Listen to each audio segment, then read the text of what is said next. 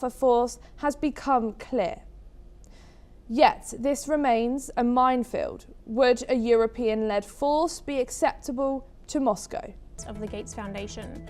Documents released by the US Department of Justice has indicated that Gates and Epstein met repeatedly after Epstein's prison term. The UK government is committing to releasing documents on ex-Prince Andrew Mountbatten-Windsor's past role as a trade envoy, after the Jeffrey Epstein scandal widened with the arrest of a veteran UK politician. British police say searches at Andrew Mountbatten-Windsor's former home in southeast England have concluded after the former prince was arrested last week on suspicion of misconduct in public office, due to his ties with late US sex offender Jeffrey Epstein. China's Premier Li Qiang urged Germany to help safeguard global free trade he said was facing headwinds. He said China and Germany, as two major economies, should jointly safeguard multilateralism and free trade. Li told German Chancellor Friedrich Merz as the two met in Beijing. India's Prime Minister Narendra Modi arrives in Israel on Wednesday for a two-day visit that both countries have cast as a chance to deepen relations as regional concerns mount over the risk of military conflict between the United States and Iran. The UN General Assembly voiced support for Ukraine on the 4th anniversary of Russia's invasion. It passed by a tally of 107 countries, with 12 against and 51 abstentions, which included the United States.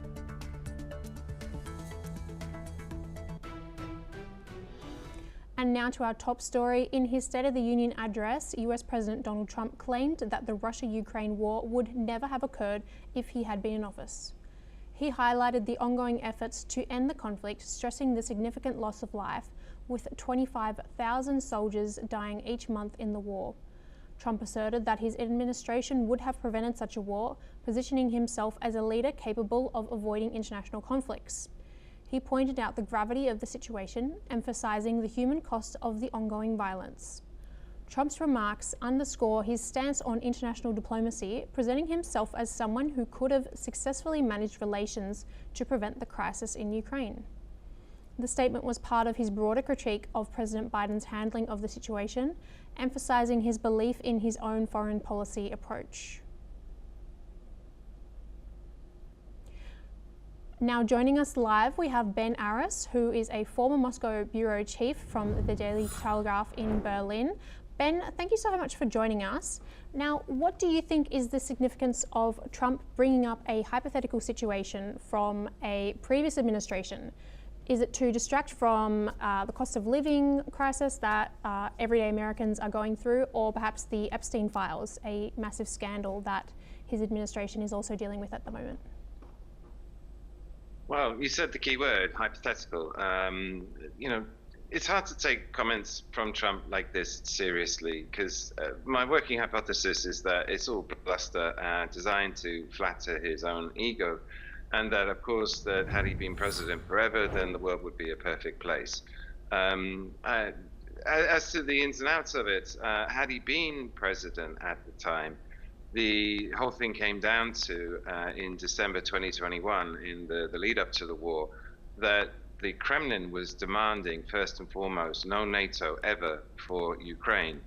And the Biden administration dug its heels in and said that they wouldn't, even hypothetically, bar Ukraine from ever joining NATO. Having said that, there's never been any intention to allow Ukraine to join NATO. Indeed, Zelensky has said over and over again, he's demanded NATO membership, and he's been told to talk to the hand. No one's interested in doing that. And if you had Trump in that position running the government at the time, it's more than likely, given that he's a deal maker, that he would have offered this guarantee that Ukraine never joins NATO. It just takes one NATO member to veto a decision to ensure it can't join, because you need unanimity for anyone to join. As for distraction, I don't even think he thinks that deeply. Yes, it is a distraction.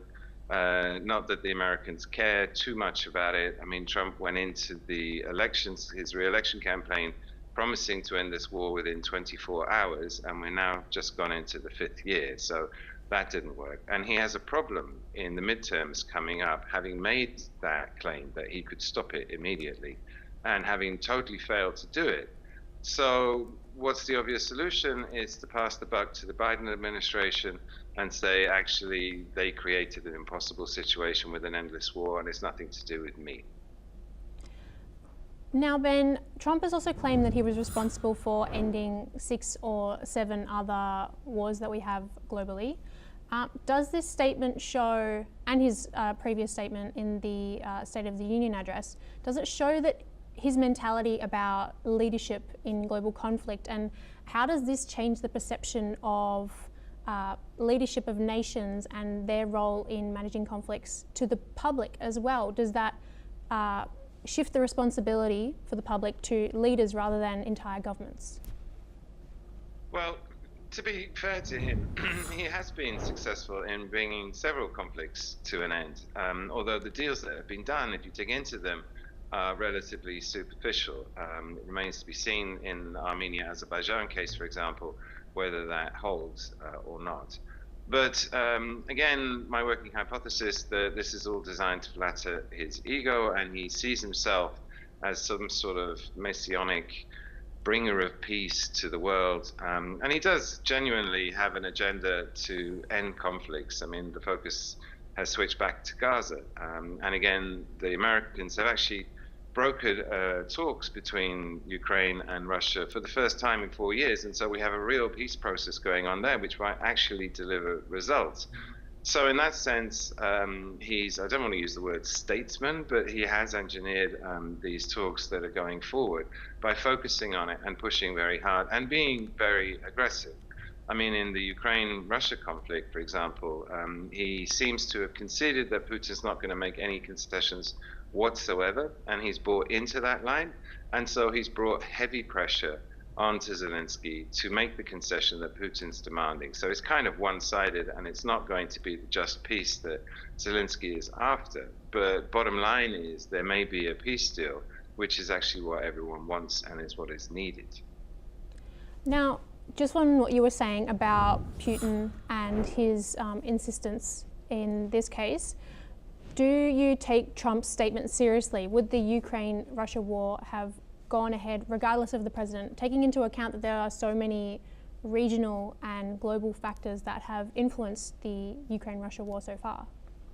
Well, what this boils down to is where you stand on the issue of NATO expansion. Mm-hmm. And there's a camp, which I belong to, that believes that Putin was, it's a security issue for Russia, that if Ukraine joins NATO, then like in Poland, like in Romania, you end up with NATO missiles in those countries. And the problem for Putin is that if you put NATO missiles on the Ukraine-Russia border, then you've got a 5-minute flight time to 80% of Russia's population. They all live in that European strip down the Ukraine border.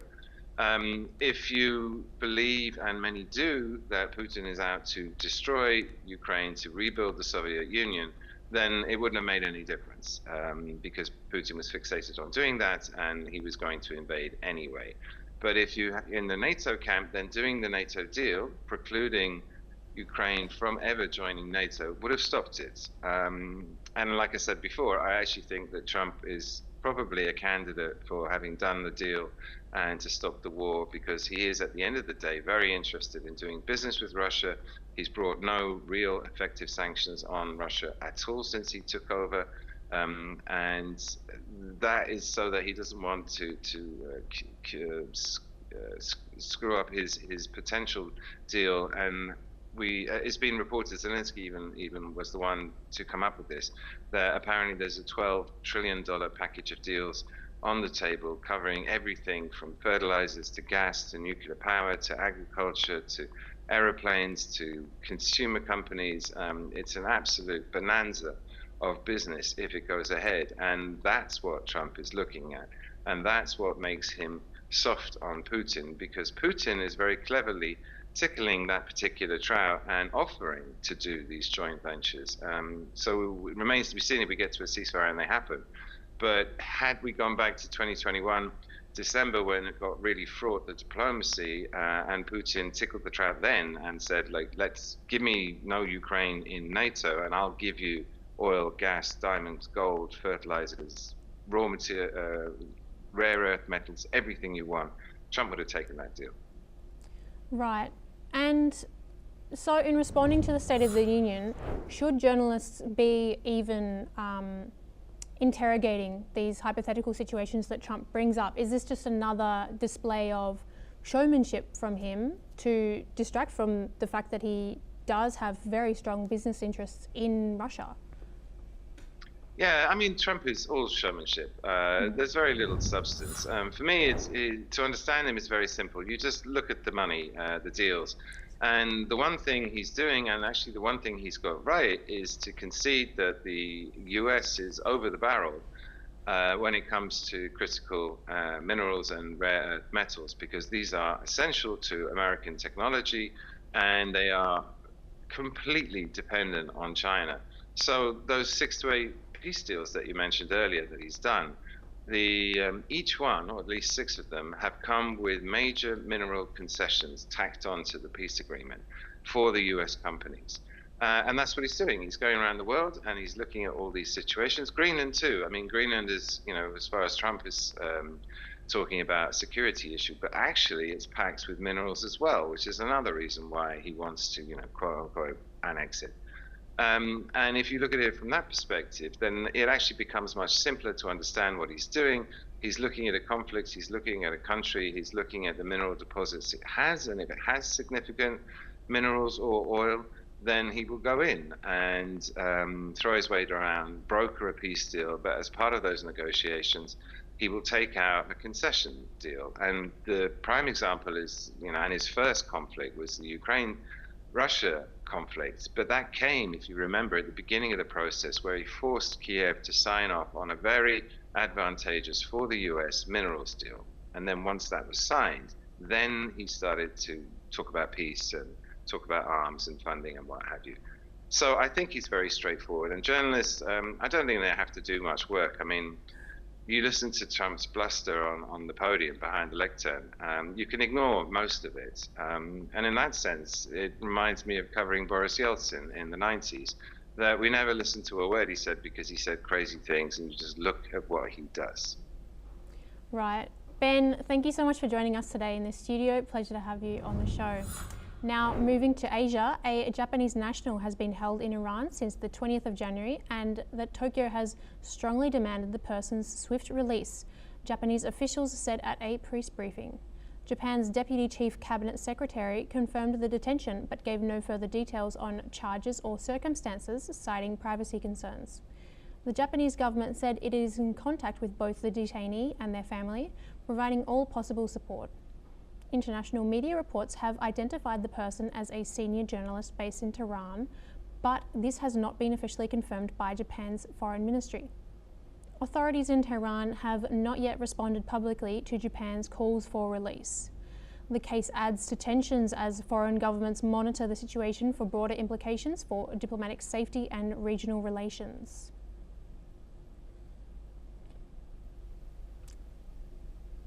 And now joining us now, we have Dr. Asta Chada, Associate Professor of International Relations from Ritsumeikan University in Kyoto, Japan. Thank you so much for joining us, Professor. Now, what do you think about the potential diplomatic and political implications for Japan in publicly demanding for the release of this person? Do you think that perhaps diplomatic negotiations behind the scenes may have failed and they have turned to this public demand in response?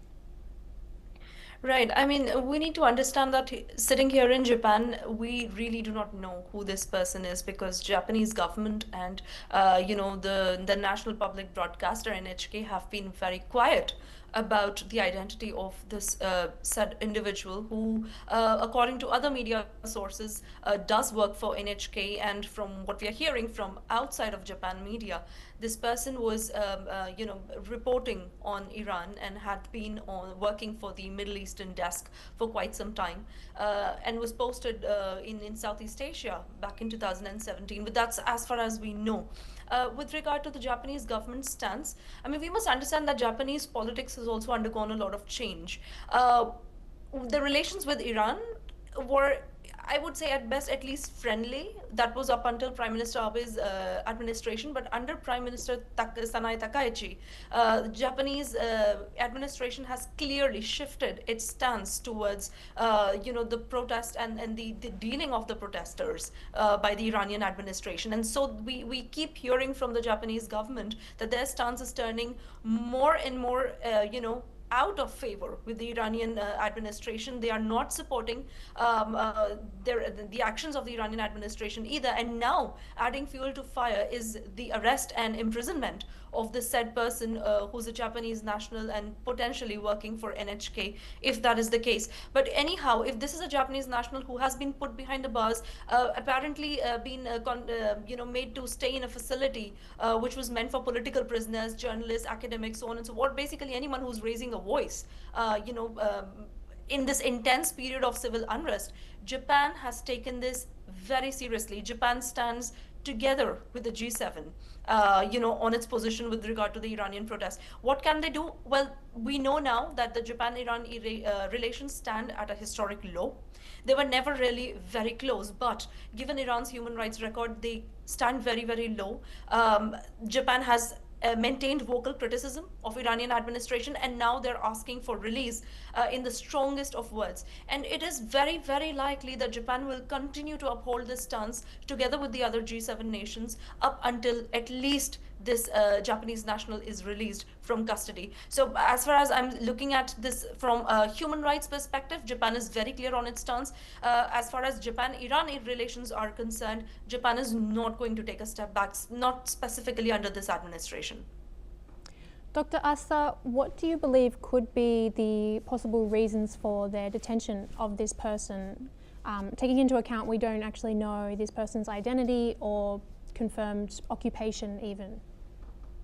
Right. I mean, the basic, I suppose the information that's available out in the news is that, this person is kept together in Tehran in a facility, like I mentioned, for anyone who was raising the voice against the Iranian administration, who was either in directly or indirectly engaged in, together with the other political prisoners, or anyone who was a journalist or was helping and assisting journalism or an academic and was voicing very clearly any dissent towards the government. And looks like, I mean, if this person is in fact somehow related to Japan's public broadcaster, this would really, I would say, adversely affect Japan-Iran relations, because in general, at least for the basic freedom of speech that Japan has maintained, at least within its territory, it expects the same treatment to be given out to its own reporters abroad, no matter whether they're operating in a war zone or a conflict zone, or in case of any political unrest. Given that background, if that is true, potentially this person could have been the Tehran bureau chief for Japan's NHK. If not, then as per the public profile which is available as of now, like I mentioned, Japanese government has not given out his identity. But if this person was in any way related, whether as a journalist or an academic or somebody who was participating in any sort of political rallying against Iran, then it is very, very likely that he has been detained, or he has been put behind the bars specifically for raising a voice against the administration. And I think that alone says a lot about the situation in Tehran, not only for the citizens but also for people who are trying to report from there. Right. Dr. Asa, please don't go very far as we move to our next story in South Korea, where, according to US and South Korean military officials, South Korea and the United States will conduct major joint military drills known as Freedom Shield from March 9th to 19th. The exercise is described as defensive in nature, but has long been a point of tension with North Korea, which views it as a rehearsal for invasion. The drills will also support preparations for the transfer of US wartime operational control to South Korea. South Korea aims to complete this transfer by 2030. While President Lee Jae-myung has sought to improve ties with North Korea, these efforts have so far been rebuffed. Discussions on scaling back certain training aspects are ongoing, as the exercise will also address North Korea's nuclear weapons threat. Let's listen to what military officials of both nations had to say. 한미는 연합방위 태세 확립을 위해 3월 9일부터 19일까지 FS 연습을 시행하기로 하였습니다. Freedom Shield 26 is an annual exercise that is defensive in nature. By incorporating realistic threats, lessons learned from recent conflicts, and a challenging security environment, it will serve as an opportunity to further strengthen our readiness and capabilities to combine joint all-domain operations. This exercise will also serve as an opportunity to support ongoing preparations for a conditions-based wartime operational transition consistent with alliance. And joining us again, we have Dr. Asta Chadha, who is an Associate Professor of International Relations at Ritsumeikan University in Kyoto, Japan. Now, Dr. Asta, how helpful is it for North Korean and South Korean relations for this exercise to be undergoing while they're in the negotiation of better relations between the two countries?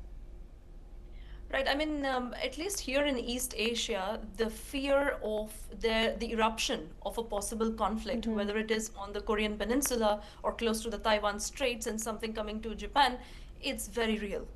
And the governments we see increasingly in East Asia are preparing for that possibility.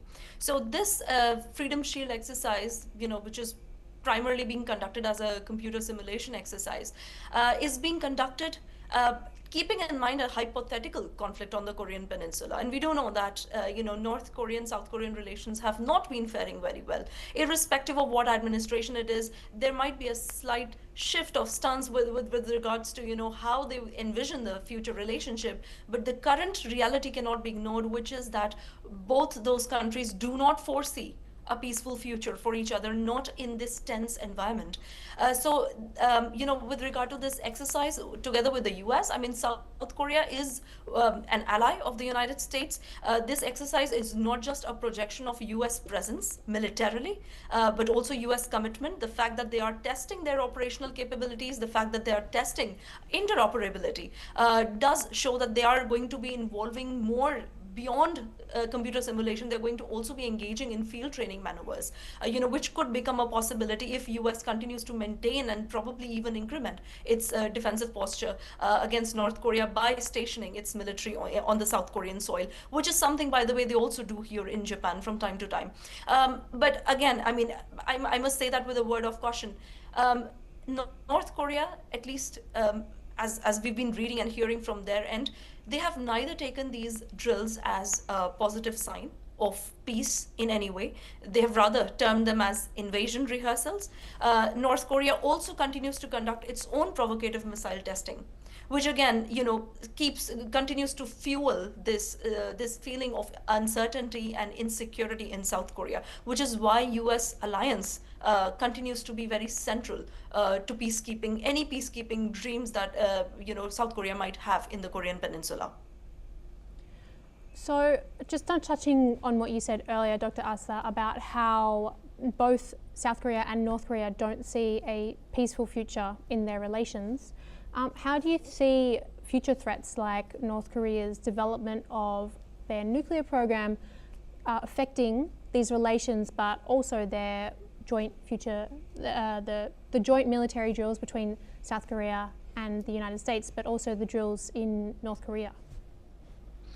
I mean, you asked a very good question and quite relevant, given that for a long time in East Asia, I think ever since 2024, I think there has been this fear of getting US to be more engaged and more involved and more committed to the security in the region, specifically when it comes to Japanese security and South Korean security. Now, in case of this particular exercise, like I mentioned, North Korea has never viewed US military presence or US alliance with South Korea in a positive light, for obvious reasons. And hence, their provocative missile testing or their testing for nuclear proliferation is seen from a North Korean perspective as a necessity, as something that they need to retaliate against the U.S. with. So that is seen as some kind of a leverage, I would say, which is why, irrespective of what sort of dialogues are being held between North Korea, South Korea, or what is the projected future of peace between these two countries and the politics, the way it works in the Korean Peninsula, nothing really directly answers to the fears of a major military demonstration or the possibility of future nuclear testing under the Kim Jong-un administration in North Korea. So those two are pretty much, I would say, they exist separately. So political talks about possible peace cannot go hand in hand in the Korean Peninsula together with US trying to conduct these security exercises with South Korea, because there is a basic rupture of trust that has been, as is that gap has been continuing between North Korea and South Korea for a very long time. And hence these continued exercises, whether they are involving United States, whether they project South Korean insecurity, or counter provocative missile testing that continues to happen again by North Korea as a response to US presence on the Japanese soil or on the South Korean soil, does reveal to us that East Asia continues to remain a very hot region with regards to the possibility of an outbreak of a conflict. So yes, I would agree with you. We do not foresee any cessation or any ceasing of nuclear testing by North Korea either. Rather, this is likely to provoke North Korea into further action. Dr. Asa Chada, thank you so much for joining us today in the studio. Now we move to our next story, which is where Indian Prime Minister Narendra Modi has stated that his visit to Israel is historic and will add a new momentum to the bilateral friendship between both the nations. During the visit, Prime Minister Modi will become the first Indian Prime Minister to address Israel's parliament, the Knesset. His address is seen as a significant milestone in strengthening of bilateral relations between the two nations. Prime Minister Modi's visit comes amidst ongoing geopolitical tensions in West Asia. The visit will focus on deepening cooperation between India and Israel, particularly in defensive, trade, technology and innovation. Prime Minister Modi is expected to hold discussions with Israeli Prime Minister Benjamin Netanyahu on various issues, including regional security and economic growth.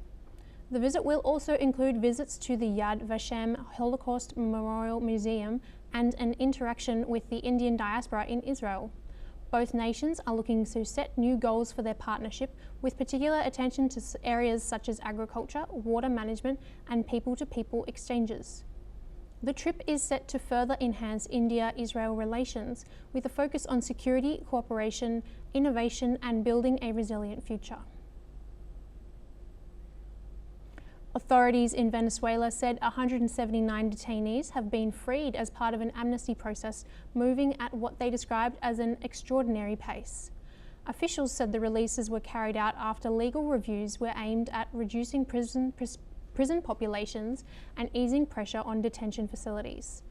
The authority overseeing the process said additional releases could follow in the coming days. It added that the amnesty is being implemented in line with legal frameworks and security considerations. Rights groups are closely watching the process, calling for transparency and fair treatment of all detainees. And that's all that we have time for.